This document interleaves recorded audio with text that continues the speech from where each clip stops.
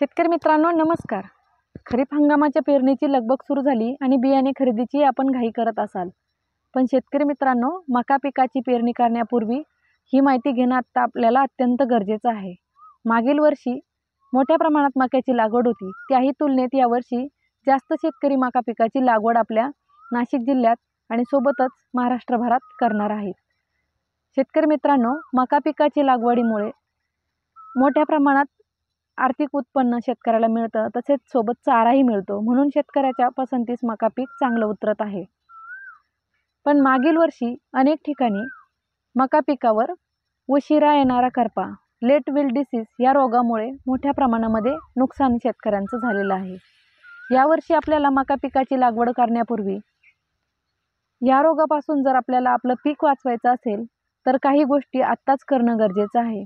शेतकरी मित्रांनो आपण बियाणे कंपन्यांकडील बियाणं पेरणीसाठी वापरतात, त्यामुळे अनेक शेतकऱ्यांची धारणा असते की याला आधीच औषध सोडून आलेलं आहे तर बीज प्रक्रियेची गरज काय।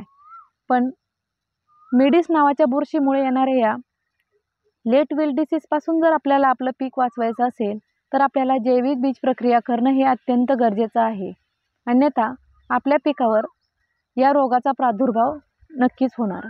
कारण अनेक ठिकाणांहून आपलं हे बियाणं आलेलं असतं आणि हा जो रोग आहे हा जमिनीतून आणि बियाण्याद्वारे दोन्हींद्वारे पसरतो। आपलं बियाणं जर दूषित असेल तर निश्चितच आपल्या शेतामध्ये या बुरशीचा शिरकाव होईल।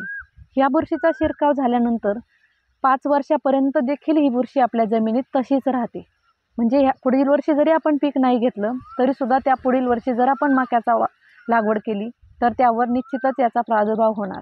दुसऱ्या इतर पिकांना ही बुरशी नुकसान पोचवत नाही, पण मका हे तिचं मुख्य होस्ट पीक आहे, त्यामुळे मोठ्या प्रमाणामध्ये मका पिकाचं ही बुरशी नुकसान करते। अगदी 50 ते 80% सुद्धा या बुरशीचा जर प्रादुर्भाव झाला तर या रोगामुळे आपलं पिकाचं नुकसान शक्य आहे।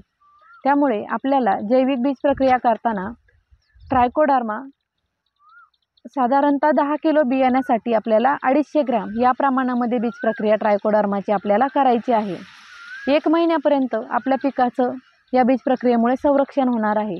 त्यानंतर आपल्याला बॅसिलस सबटिलिसच्या या जैविक द्रावणाची ड्रेंचिंग जर शक्य असेल तर ती करायची आहे, किंवा मग ते जर शक्य नसेल तर जास्त पाण्याचा वापर करून पीक अगदी जमिनीपर्यंत ओलं होईल अशा पद्धतीने पिकावर आपल्याला त्या द्रावणाची फवारणी करायची आहे। याशिवाय आपण रासायनिक बुरशीनाशकांचा देखील वापर करू शकतो। कॅप्टनसारख्या रासायनिक बुरशीनाशकाचा आपण फवारणीसाठी वापर केल्यास काही अंशी आपल्याला या बुरशीपासून नियंत्रण मिळवणं शक्य आहे।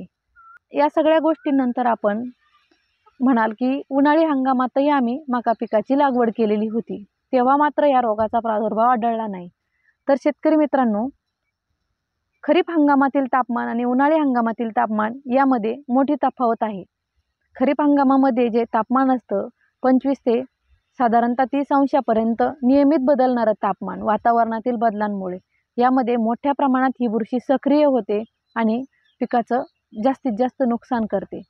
पण परिणामी उन्हाळी हंगामामध्ये 35-36 तापमान असतं आणि 35-36 तापमानामध्ये ही बुरशी निष्क्रिय होते। त्यामुळे आपल्याला खरीप हंगामामध्ये जास्त काळजी घेणं गरजेचं आहे। शक्य असेल तर पिकाची फेरपालट हा त्याच्यासाठी एक उत्तम उपाय आहे। पण जरी आपण मागील हंगामामध्ये मक्याचं पीक घेतलेलं नसेल आणि नव्याने घेत असाल किंवा मक्याचं पीक असेलही तरी आपल्याला सर्वांना बीज प्रक्रिया करूनच मक्याची लागवड करायची आहे। हे लक्षात घेऊन आपण सर्वांनी बीज प्रक्रिया करावी आणि आपल्या पिकाचं जे पुढील होणारं नुकसान आहे ते आत्ताच टाळावं। तरी सर्व शेतकरी बांधवांना मी कृषी विभागाच्या वतीने आवाहन करेन की आपण सर्वांनी बीज प्रक्रिया करूनच मका पिकाची लागवड करावी। धन्यवाद।